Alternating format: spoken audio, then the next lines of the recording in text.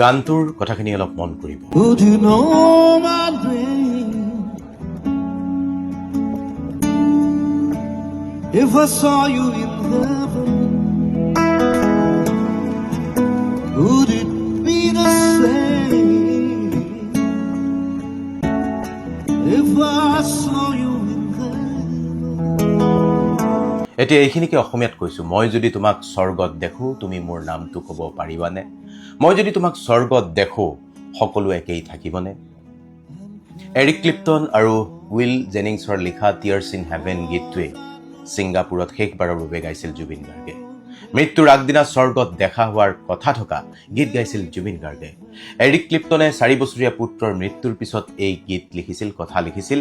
আৰু জুবিন গাৰ্গে গোৱা এই গীতটো কাকতলীয়ভাৱে মিলি গৈছে নেকি জুবিন গাৰ্গৰ নিজৰ প্ৰেক্ষাপটত?